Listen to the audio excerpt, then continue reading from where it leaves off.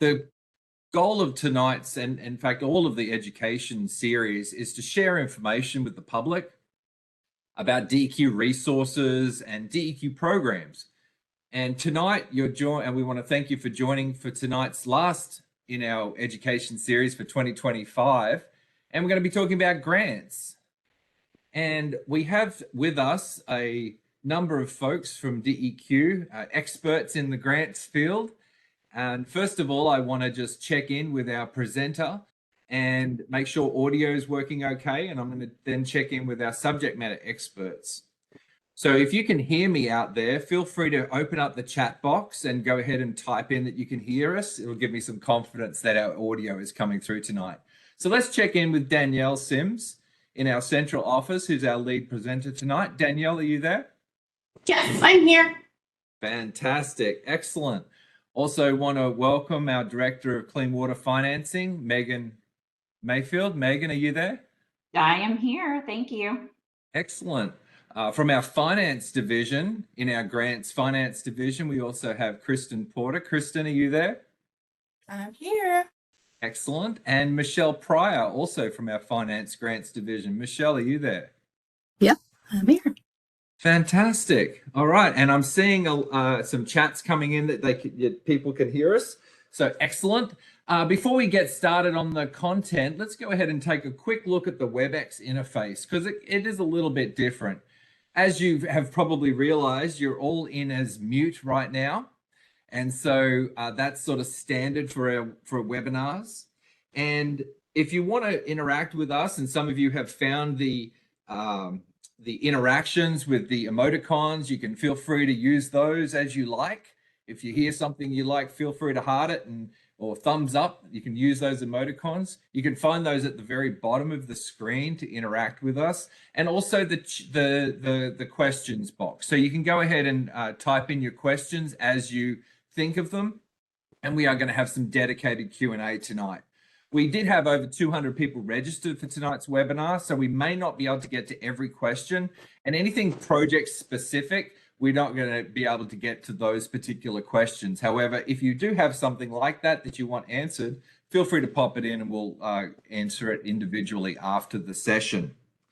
Also, the very first question most people have is, can we get a copy of the slides? Yes, you can, absolutely. And tonight's webinar is recorded, and we're going to send the recording and a copy of the slides and a copy of the handout out to everybody shortly after tonight's presentation. So that's how you interact with WebEx. Go ahead and type in your questions as you think of them. We're going to have some dedicated Q&A tonight as we go through tonight's presentation with Danielle. I believe that's all I really wanted to cover, Danielle. So without further ado, I think we can hand it over to you and let's roll. Okay. I actually am going to press pause for a second and turn off my camera to save bandwidth. So let me go ahead and do that. Okay.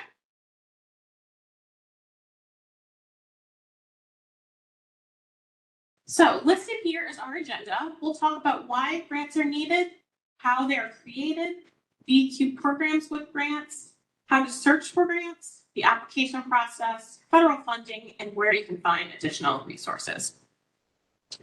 With the agenda in mind, after tonight's webinar, we hope you'll be able to know how to search for grants, have some tips about applying for grants, and know where to find assistance for grant applications. First, why are grants needed? Does anyone have any guesses to why grants are needed? And folks, you can feel free to go ahead and type in your responses. We're getting some responses coming in here, Danielle. Why are grants needed? To help with the funding of a project. As a supplement for money. Yes, indeed. So I'll show the slide here. Grants are needed to fund services and projects that improve communities. That can be equipment costs, training community members, staff or volunteer needs, or incentives to change human behavior. Most grants at DEQ are created through the Virginia General Assembly, either through a state legislative bill or through a state budget bill or state budget amendment. And then some grants are created through the US Congress, giving federal agencies like EPA funding either through a legislative bill or through a budget bill or budget amendment. And then federal regulations create rules for the federal agencies to give out that grant. In our case at DQ, often a lot of our money comes from EPA for federal funding wise. So EPA gives DQ and other states that funding. In some circumstances, a federal agency gives Virginia funding, and then the General Assembly directs the state agency to give out that funding. Before we dive into all of DQ's grants and funding opportunities, I thought it would be helpful to discuss some types of funding. So here's a list of funding structures here, one being low interest loans. This is where a low percentage of the money amount borrowed plus the amount of money borrowed is required to pay back the loan. These are often designed to help local governments afford expensive environmental infrastructure projects. Revolving loan fund. These are pools of money that are reused to make loans. Matching grant. An entity provides funding only after the recipient raises a specific amount of money from other funding sources.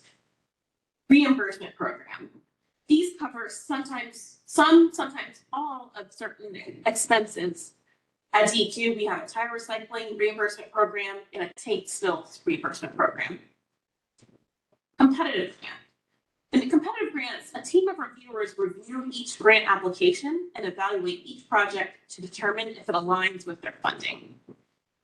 Non-competitive grant. In this case, funding is allocated based on already selected criteria or eligibility requirements. At DEQ, not all grants are set up the same from an application or process standpoint. Some are competitive, some are non-competitive, some require other sources of funding to match the grant, others don't. So don't hesitate to reach out to prospective program staff if you have questions about the process. We'll talk about federal funding structures a bit more later in the presentation. Each grant or funding opportunity specifies who can apply for it. This is important to note because not all funding opportunities have the same criteria for eligibility. Here are some of the possible eligible applicants that can apply for grants. Again, this is case by case for each grant. All grants do not have the same list of eligible applicants. If you personally don't fit the group where funding is available, you can always encourage that entity to apply for a grant or funding opportunity. Now I'll let the slides sit here for a little bit so folks can read this slide. Yeah, Danielle, that looks like a lot of different groups, doesn't it? Yes, yes, it is. Excellent. Yeah. And so as you keep going throughout tonight's presentation, I also want to mention to folks that I'll be posting some links into the chat. So stay connected with the chat so you can pop those links and bookmark those sites as you need to. But yeah, it looks like lots of different groups are eligible. Thank you. Thank you. At DEQ, we have three main media divisions: air, water, and land. Each division writes permits, conducts compliance inspections, monitors quality, and analyzes pollution for natural resources planning. The water and land divisions both have programs with grants at the time of this webinar here in December 2025. The cross-media division are staff teams that work on all three media: air, water, and land. The pollution prevention and coastal zone management teams both have funding available at certain points during the year. Our administrative division helps support the work of the other divisions. We have a grants management team that help us apply for grants, and our clean water financing team have funding available to protect and enhance water quality.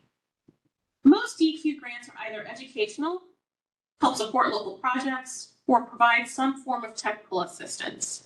Listed here are the agency's clean water financing and assistant program grants. Virginia Clean Water Revolving Loan Fund. This provides low interest loans to local governments for the planning, design, and construction of wastewater and stormwater treatment facilities and implementation of non-point source pollution control. Eligible projects are ideas like new expanded or rehabilitated wastewater treatment plants, sewer rehabilitation and infiltration inflow correction, septic handling, water reuse distribution lines and systems, sludge treatment and disposal facilities, stormwater best management practices, land conservation, agricultural best management practices, brownfield remediation, and living shorelines. Stormwater Local Assistance Fund, or SLAF. This provides matching grants to local governments for the planning, design, and implementation of stormwater best management practices that address cost efficiency and commitments related to reducing water quality pollutant loads, like stream or wetland restoration, new stormwater best management practices, like rain gardens, permeable pavement. That's where pavement allows rainwater to pass through the surface and into the ground below. Water Quality Improvement Fund, or WQIF. Funds here are for publicly owned treatment works, POTW owners, to design and install nutrient reduction technology and wastewater conveyance infrastructure at publicly owned wastewater treatment plants in the Chesapeake Bay watershed. The WQIF program is also linked to funding the Department of Conservation and Recreation has available to help farmers implement conservation practices. We did have some other clean water financing funding available under the American Rescue Plan Act for wastewater funds, but those have now closed. For all of these, the Clean Water Financing and Assistance Program does not give any grant money to individual homeowners, nor failing septic or septic hookups to the septic tank. And entities can apply for 2 different buckets of funding as well. For example, the Hampton Roads Sanitation District is receiving the Water Revolving Loan Fund as well as the Water Quality Improvement Fund dollars. The Water Division has a few funding streams that may be of interest, one being the Citizen Water Quality Monitoring Grant. The purpose of this grant is to provide funding for groups and individuals to monitor the quality of Virginia's waters. The grant can be used in a variety of ways, including purchasing water quality monitoring equipment, training volunteers, lab analysis costs, and promoting stream monitoring efforts in locations where DEQ is not currently collecting water quality samples. Applicants' monitoring goals typically are for volunteers to understand the health of their local waters, to drive action to clean up or protect their waters, and to educate their community. DEQ's program goals are to develop and implement cleanup plans and conduct education and stewardship outreach. The timeline for this grant is that this grant requests applications 6 months in advance of the monitoring year. So the 2026 grant proposal request for applications was early July of this year, and applications were due at the end of August. Award announcements will be made on or before January 2026. So it will follow a similar format in 2027. It will be announced in July. Applications will be due at the end of August, with those awards being announced in or before January 2027. Section 319H, Non-Point Source Management Implementation Program. This is for local governments, recognized tribes, county health departments, soil and water conservation districts, Virginia colleges, planning district commissions, regional commissions, environmental organizations, and Virginia agencies or departments where activities in an EPA-approved watershed implementation plan area that are working on water quality improvement activities associated with agriculture, residential septic, pet waste, urban, education or outreach, or water quality monitoring. Typically, the timeline for this grant is that it's announced in the spring, the deadline at the end of August, and fall applications in the fall. Applications are reviewed and projects start October 1st. However, the RFA process is currently on pause, so we are hopeful we'll have another one in the spring of 2026 if federal grant funding is comparable to historic amounts. Chesapeake Bay implementation grants. The purpose of these grants are to implement the implementation of pollution reducing practices and support of the Chesapeake Bay watershed agreement. There are 2 DEQ competitive subaward mechanisms to touch on here. From 2023 to 2025, approximately $280,000 have been awarded to support Virginia's watershed roundtables.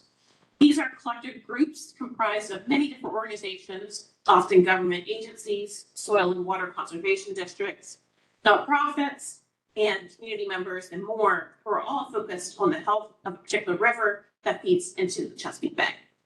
These funds generally support a roundtable's operations and small projects. There's also been $150,000 from 2023 to 2025 made available to localities who are interested in implementing practices in support of the Chesapeake Bay Preservation Act. For more information on those, localities should contact their Chesapeake Bay Preservation Act liaison at DEQ. Chesapeake Bay Regulatory Accountability Program. The purpose of this program is the implementation of Virginia's regulatory accountability, assessment, compliance, and enforcement activities in support of reducing pollution to the Chesapeake Bay. From 2022 to 2025, about $3.5 million has been awarded to planning district commissions within the Chesapeake Bay watershed to support water quality efforts. Infrastructure Investment and Jobs Act, also known as the Bipartisan Infrastructure Law funding. DEQ was awarded a 5-year grant through EPA for Chesapeake Bay projects. Some awards are made to planning district commissions and roundtables through a competitive process to support best management practices to improve water quality. Since 2022, about $10 million has been awarded to planning district commissions, local governments, and roundtables. The Land Division has a few funding streams of interest as well. They have 2 litter prevention and recycling grants. One is competitive, one is non-competitive. The non-competitive grant funds are available for localities through a non-competitive grant based on population and road miles. Programs focused on planning, adoptive programs, recycling, youth education, cleanups, and public communication. Applications are due at the end of June and awarded at the beginning of August for programs in the following year. The competitive grant funds are available for localities to develop and implement statewide or regional litter prevention and recycling educational programs and pilot projects. These localities must already receive a DEQ litter prevention and recycling non-competitive grant that plan to use competitive grant funds. Applications are due at the end of June. The Petroleum Storage Tank Funds. This is a reimbursement program that assists regulated underground storage tanks, or UST owners, and operators to cover most, but not all, environmental cleanup costs when a release happens from an eligible tank. It is used as a way that regulated underground storage tank owners and operators can meet the financial responsibility part of US EPA's requirements. Waste Tire End User Reimbursement Program. This provides a financial rebate to recyclers who use Virginia tire material in their products or processes. Brownfields. Brownfields are properties where its expansion, redevelopment, or reuse may be complicated by the presence or potential presence of a hazardous substance, pollutant, or contaminant. So there's the main program that provides funding is Virginia's Brownfields Restoration and Economic Redevelopment Assistance Fund, or VBAF. These are grants that are to promote the restoration and redevelopment of brownfield sites and address environmental problems or obstacles to reuse. They have 2 types of grants. They have the site assessment and planning grants to localities. Those are rolling deadlines. It's competitive and applications are due near November 1st, and those require a 1-to-1 match. Then there's the site remediation grants. These, overall, both of these programs benefit by helping communities understand actual or perceived environmental conditions. They help resolve legacy environmental concerns. They can help remove environmental liability for prospective purchasers, promote community engagement, and often spark community-wide revitalization. This photo in the right here is a brownfield. These buildings were originally an upholstery repair shop and a welding machine shop back in the day. And now you can see that they have a co-worker space, a property management company, and a medical training facility as well. In the cross-media division, there are 2 programs that have funding available. The Coastal Zone Management Program has potential funding for localities, state agencies, nonprofit organizations to work on land acquisition and public access projects. You can reach out to the program if you're looking for more information on this.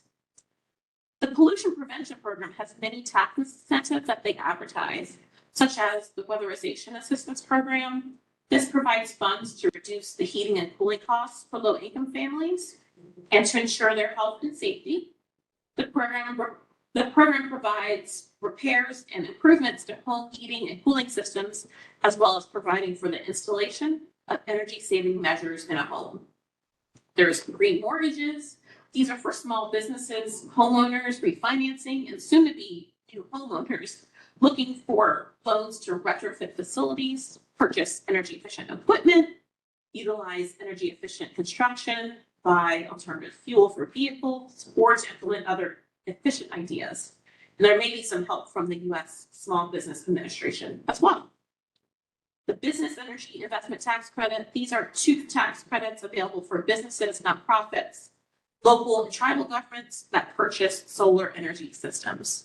I definitely encourage you to visit our website for more information because there's a lot of funding other than these three listed on our website. That was a lot of information. So let's take a quick Q&A break. Please drop any questions you have in the chat, and I will defer to Kevin to view them and read them out loud. Oh, that'd be great, Danielle. Thank you. And, I'll be posting these links like a madman in here. So there's a lot of information out there. And I think one of the benefits for tonight's webinar is going to be putting that information in a central spot for you all.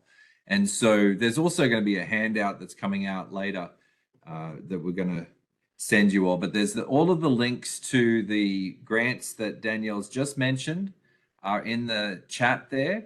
And I'm not seeing any questions come in though. So if you have any questions, feel free to go ahead and type them in as you think of them.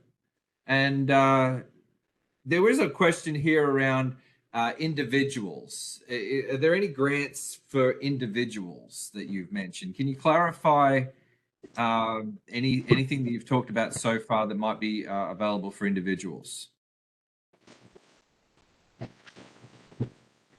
Some of the tax incentives may be available to individuals. They're circumstantial, so it depends on what specific project you're looking to fund those.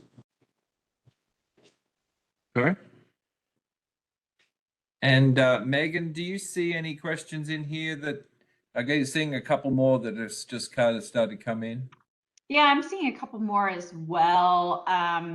Water planning might need to answer the invasive plants. There's nothing available through like the Virginia wetland, like our VWP or water permitting folks on that. Additionally, there's nothing for available for that under clean water financing. HOA seeking funding for living shoreline. When it comes to an HOA, that's considered like a private entity. And so with regards to clean water financing, we wouldn't have anything available for that because it sounds like it's also probably on private property. Gotcha. So I'm not seeing anything in here for that I would be able to give more detail on. Okay. But I'm loving the questions, and I would love to see more of them. Like whatever questions you got, we can get into it. Okay. There was an interesting one that just came in about wastewater infrastructure. Absolutely, I love this. So, small municipality. So if you have, with regards to DEQ, let's start within DEQ. I was about to start federal, going into that. So. When it comes to water infrastructure, that is probably the best served under the drinking water revolving loan fund, which is administered by the Virginia Department of Health. Now going to wastewater infrastructure, there are a few different loans and grants that we could use. Revolving loan is one of those. However, if it is within the Chesapeake Bay drainage area, the Water Quality Improvement Fund, that is a complete grant program that could also be utilized for something like that.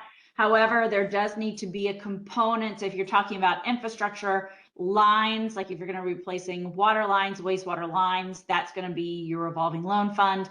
Other types of infrastructure, such as if you want to replace a plant completely and convey from one plant to a new plant, or upgrade that wastewater treatment plant, that is one of those grant programs, like I was speaking of, again, Water Quality Improvement Fund. However, it does have to include nutrient reduction technology, and there has to be a shown, AKA proven reduction in the nutrient load from that facility. So there would have to be a change to the permit, and they have to adhere to a 25-year agreement that the equipment will be operated and maintained appropriately, so that it continues to meet that same discharge requirement for the period of 25 years.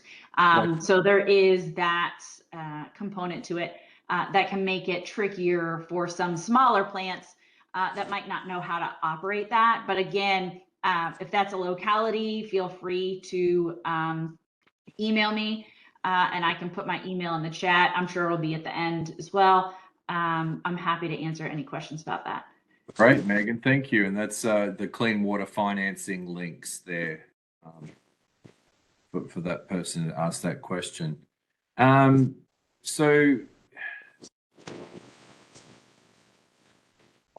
there is if we want to talk about the Master Gardener one, most of Clean Water Finances and these other loans, they cannot be given to individuals. It has to be a locality and or a public utility of some kind. So you mentioned, Danielle mentioned HRSD. We have South Central Wastewater Authority, those type of authorities that we work with. I'm not aware of any grants right now that could be for Master Gardeners, but Megan Wiswell actually replied to that one under the water planning side.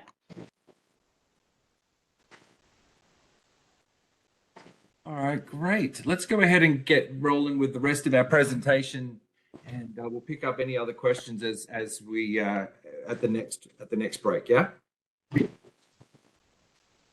Sure. Okay. Let's chat about how to find grants and funding. DEQ's Environmental Justice webpage lists some grants that are available. This is towards the bottom of that webpage. DEQ recently also created a grants and loan key. This can be found on our webpage under Business and Construction, then under Decision Keys. It's to the right. There's a screenshot here of where to find the link to the grants and loan key.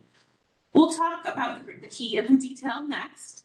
Lastly, you can always reach out to the program that's responsible for the grant.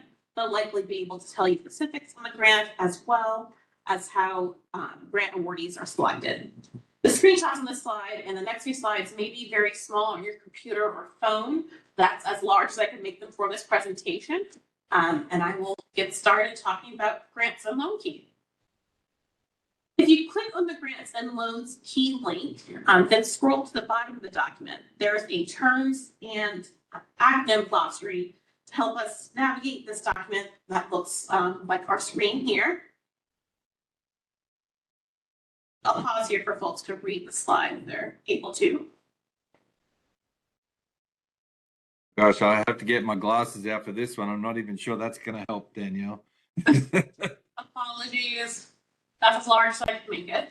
But I will say the grants key is a wonderful resource for everybody. So I definitely want to be able to access that. Okay. And I will go ahead and pop that into chat, the link there. Now on page 1 of the grant key, there's a directory. First, let's use this to figure out what funding we're eligible for. We'll look at the descriptions in the blue boxes to see which is the closest to the needs we have.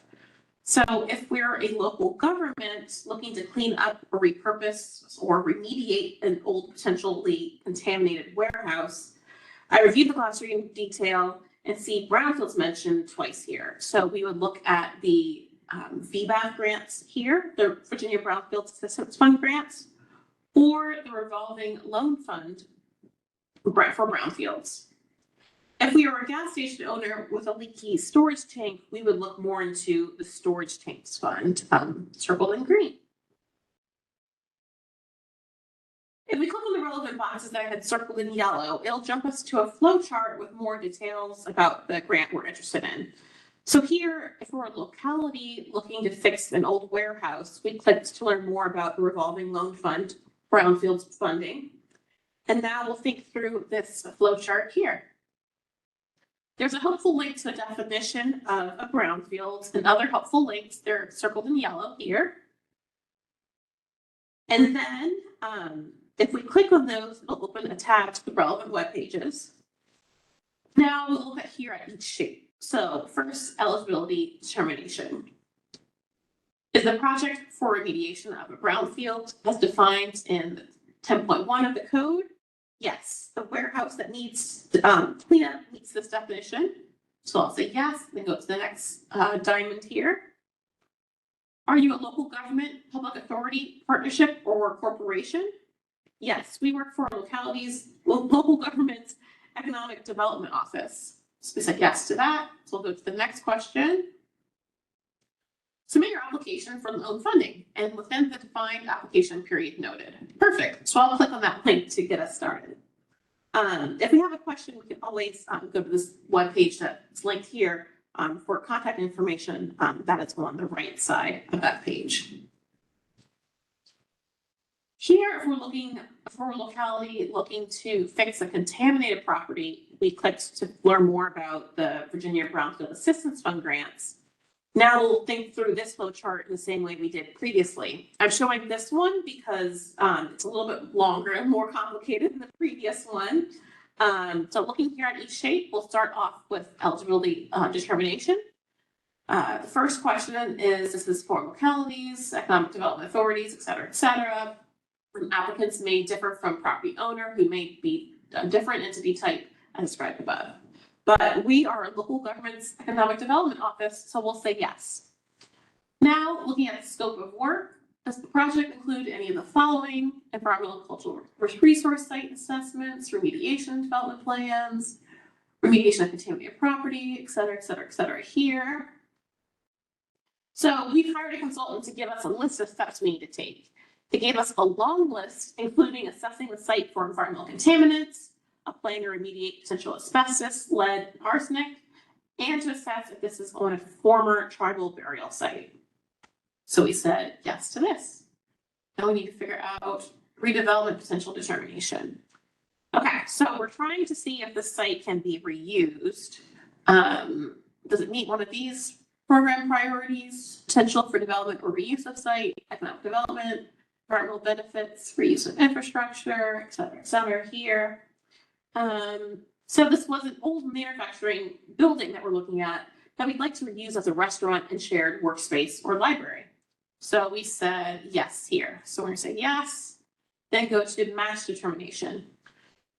This grant requires matching funding. Can you meet local match requirements? Let's make a note of that to ourselves to follow up with our local finance staff to see if we can match the grant, but also make a note to contact DEQ's program of the Brownfields coordinator too, depending on what we hear back from our colleagues with the city.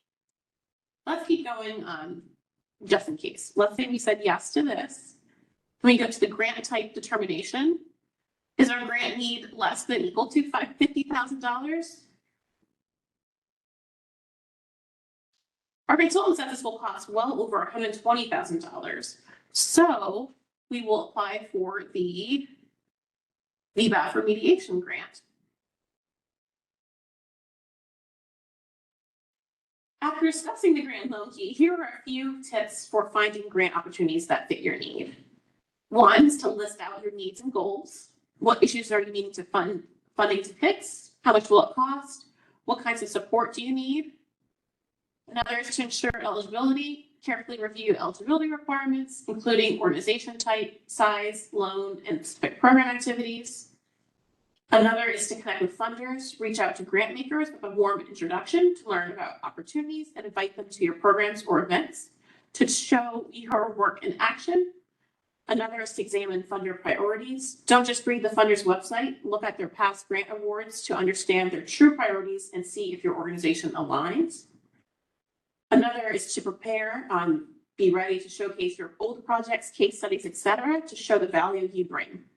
Ensure the grant deadlines are feasible, the grant fits your needs, and you need to find funding to match the funding you may receive. As we talked about before, at DEQ, not all grants are set the same from an application process or eligibility standpoint. Some are competitive, some are not. Some require other sources of funding to match the grant, others don't.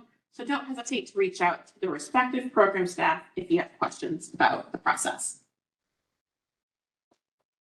Let's chat through DEQ's general application process. First, a grant is announced. Typically, there's a grant announcement with guidance. We encourage you to sign up for DEQ News, a general email newsletter where we'll share general updates each month. Grant announcements can be found in the newsletter, and you can find previous newsletters on our website. Some DEQ programs have specific email listservs you can sign up for too. Check each program's webpage for details. You can also follow us on social media. The grant announcement and guidance will state when applications are due, whether or not the grant is competitive or not, or a matching grant or not, etc.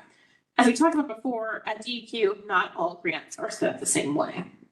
There's structures, there's different types of loans and grants. They have different focuses, ranging from different programs that they fall under.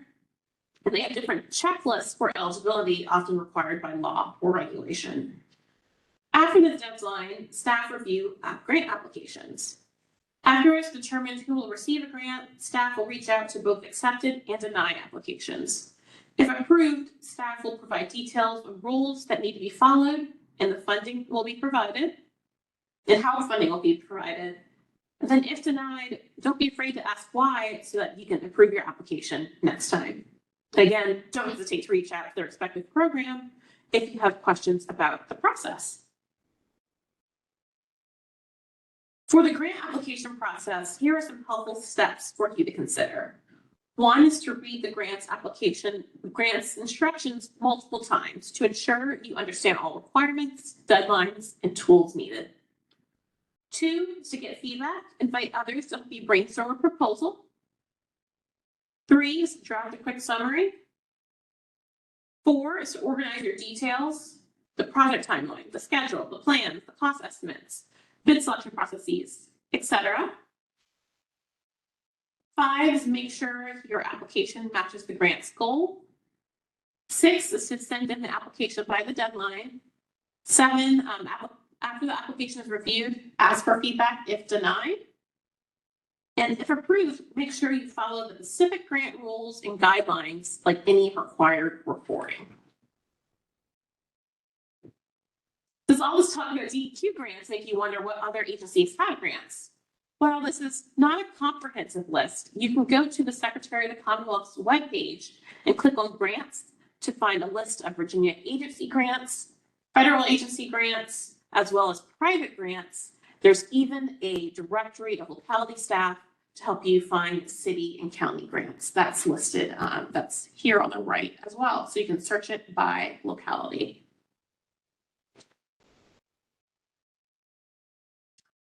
All that being said, here are some helpful tips to avoid mistakes.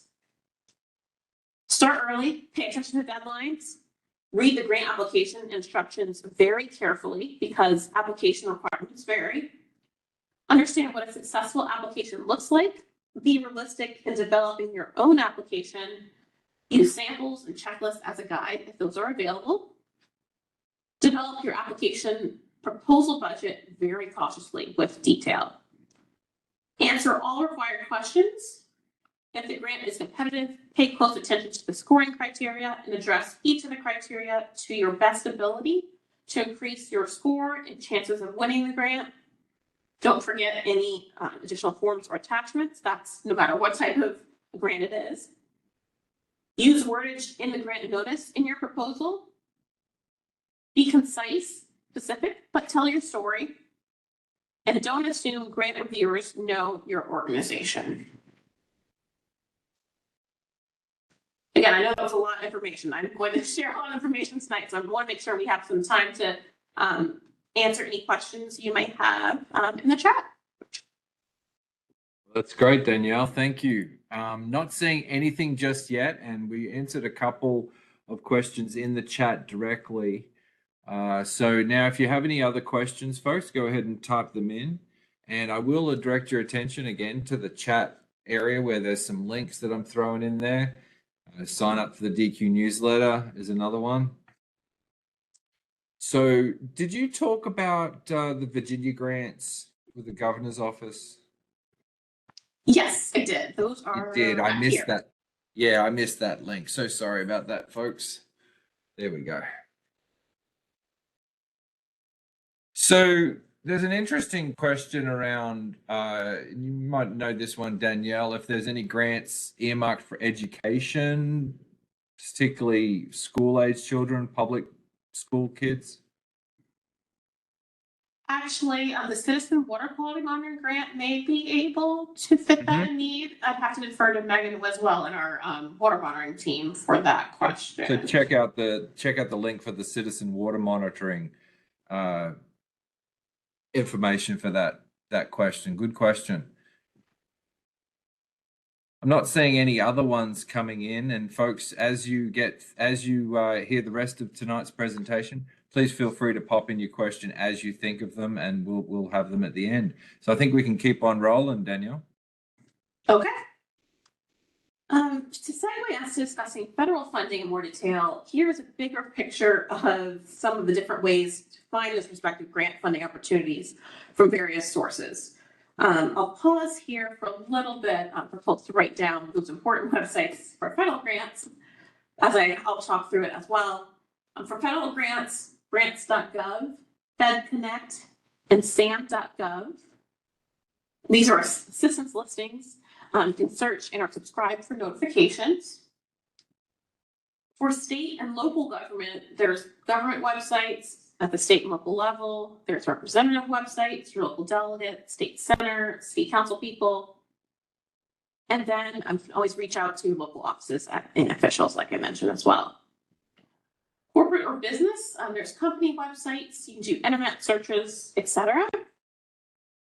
For foundations, there's community foundations, family foundations, other private foundations like the National Fish and Wildlife Foundation and FWF.org, foundation websites and online databases like candid.org, philanthropy.com, and EGA.org. That's the Environmental Grant Makers Association. And you can also ask from your staff as well. Entities can receive federal funding directly from the federal agency or by the funding passing through another entity before it reaches the entity actually doing the work. It all can depend on how an entity would like to do the work, either by doing it themselves or establishing a contract for another entity to do the work. For example, DEQ applies to EPA and DEQ passes through some of the EPA grants to your organization. DEQ is the pass-through entity, and your organization would be the recipient of pass-through funds. Before you do anything else than applying for federal funding, you'll want to register on SAM.gov and grants.gov. And if money is being passed through another entity before it reaches yours, you want to check to make sure that if it passes through that entity, if they have any requirements as well. EPA also has grants available for which entities can apply. You can find them at grants.gov, then clicking on search grants, then you would click new simpler search. And so I took a screenshot of the new simpler search on the right-hand side here. You can search for grants by opportunity status, funding mechanism, eligibility, agency, category, closing date, and cost sharing. Each grant's guidance for a specific funding opportunity will detail out if it allows a particular type of entity to apply. Entities can then consider capacity to apply, manage the grant, carry out the work, etc. Some grants may require partners or recommendation letters. The majority of funding EPA gives to DEQ goes towards implementing regulatory programs that EPA gives DEQ permission or authority to run. That way, EPA doesn't have to do the work in Virginia, they just oversee it.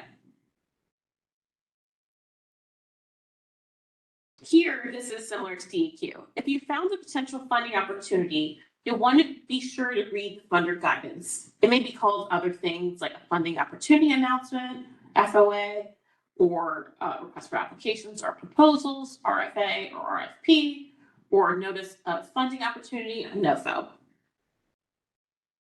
You want to read the funder guidance so that you know that your entity is eligible. You'll know how funds will get to your entity if you're awarded them, and you can draft a strong grant application. The grant guidance usually details out the need the funder wants to fix, the types of projects it is looking to fund, and other important information. This grant guidance is unique to each grant. I'll pause here for folks to read the slide for a bit.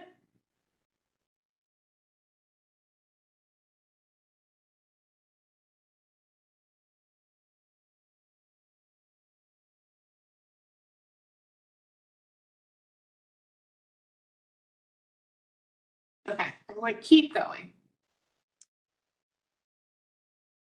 Grant guidance can be found at grants.gov and FedConnect, as well as funder websites and funder contacts and funder listservs. If you're applying for direct federal funding, the guidance will say what requirements to follow to submit your request. If you're applying for pass-through funding, that will go through another entity before it reaches your entity. The guidance will be helpful to look at for overall requirements to follow. The pass-through entity will determine additional requirements. A typical federal grant application will require these 4 to 5 items: federal forms, a project narrative, a project budget and budget narrative, other attachments, as well as an intergovernmental review. I'll pause here too to give you a chance to read it all here.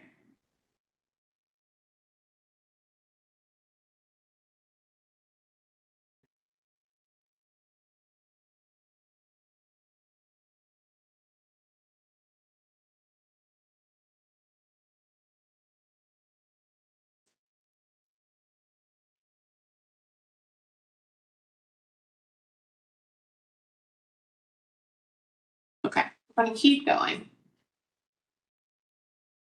If you're applying for a direct federal grant, after you log on to grants.gov, you'll look under applicants and then click apply now to begin your application.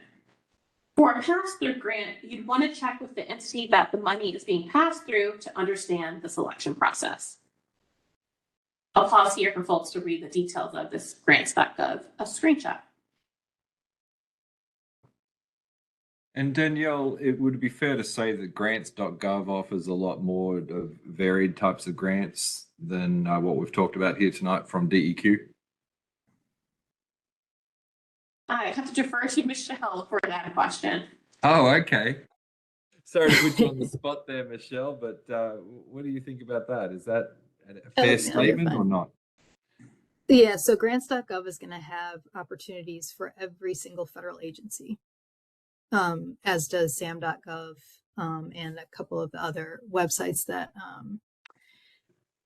that were highlighted a couple slides ago. Oh, that makes so sense. It'll include EPA, but it'll also include any federal agency. And you can search by sort of subject area and have it pull in any federal agency grant opportunities, or you can search by federal agency as well to see what specific federal agencies might have available. Fantastic. Thank you for that clarification. Yeah, sure.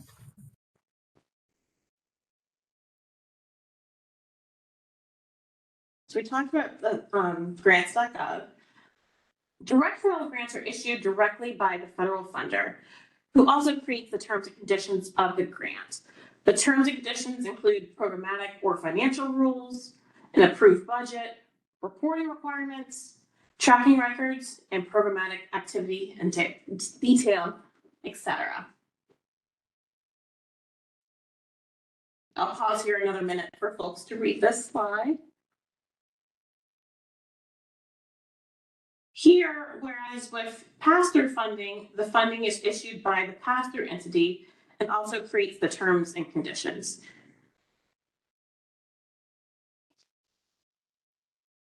Okay. Here is a list of resources that can help you when applying for federal grants. There's grants.gov, we talk about that a lot, funder websites and staff, internet searches, and DEQ staff.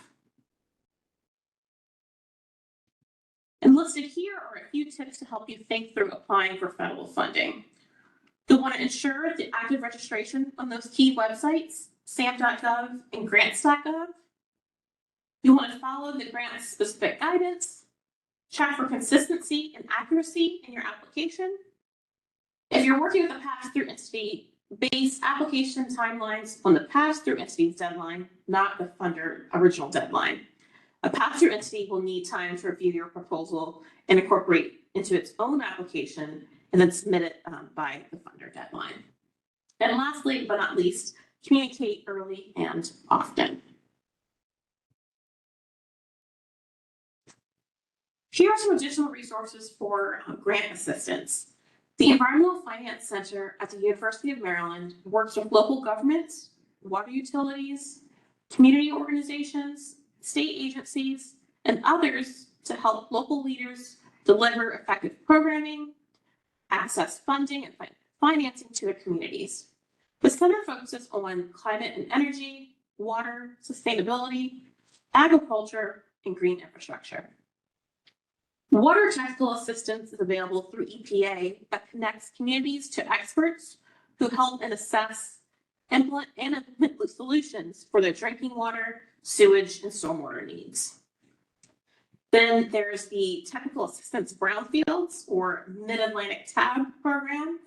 It offers free technical assistance to communities and stakeholders to help address their brownfield sites and increase their involvement in brownfields cleanup, revitalization, and reuse.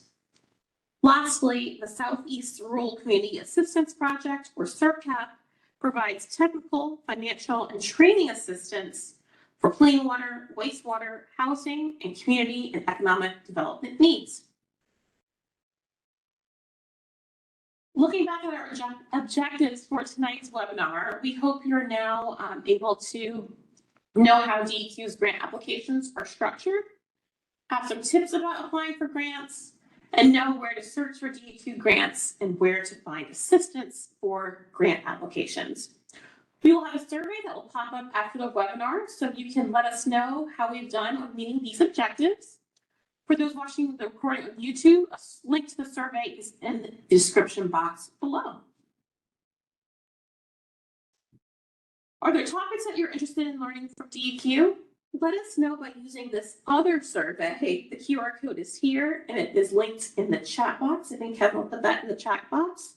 This will provide us more information about topics that you want to learn more about from the agency.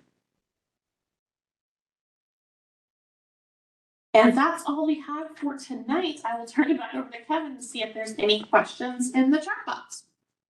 Oh, fantastic. Lots of good resources out there for folks to apply for grants from Virginia DEQ, good information about some federal grant information, also a bunch of other resources for other types of grants. Danielle, I think it was really useful providing all of those different resources for people. After all, that's what the education series is for, right? Is for sharing information about DEQ resources and DEQ programs. So thank you for sharing that information with us tonight. And folks, I hope it was useful for you. We're going to leave the links up there for a little while longer if you need to grab any of those. I do highly recommend you sign up for a DEQ newsletter. And that's one of those links in there. Just go to our main DEQ webpage, scroll to the very bottom, pop your email address in where it says subscribe, and you can choose different notifications to get emails on. And I definitely would encourage you to do that. Also, like you said, Danielle, this webinar is being recorded, and we're going to be contacting participants here after the show with that link, and I believe a copy of the slides. And I have a handout to include in this link as well, right? Yes. Yeah, one of the questions is about the PowerPoint. We'll be sending those out to all the participants as well. When you're saying your email address, I'm going to go ahead and share that handout link, which includes your email address, Danielle, if people have any other questions or comments or feedback about tonight or any other education series, education webinars you would like to see. There's a handout there, and Danielle, your email address is in that as well. Yes, it is. And if I don't have the answer, I will be sure to talk with my colleagues at DEQ who will be able to answer your questions too. For sure. Yeah, you're an excellent resource for DEQ and also an excellent resource for the public. So if you don't know Danielle, folks, get to know Danielle. She's your advocate here in DEQ. She can certainly help you out if you need something. So go ahead and pop that handout, save it, and peruse it at your leisure. I don't see any other questions about the grants tonight. Believe we've covered everything. I guess I wanted to just open it up to any of our subject matter experts if there's anything else you would like to add that we haven't talked about tonight. Also, no is also an acceptable answer. So I just want to open the floor and see if there's anything our subject matter experts would like to add that we haven't covered yet. Nothing from clean water financing. Thank you. Okay. Yeah, nothing from grant admin at the moment, but happy to help anyone who needs tips on how to search for grants or register on any of those websites or just general grant questions at any point. If you just reach out to Danielle, she can forward those to our grant group. Thank you. Great. Thanks, Michelle. Thanks, Kristen. Thanks, Megan.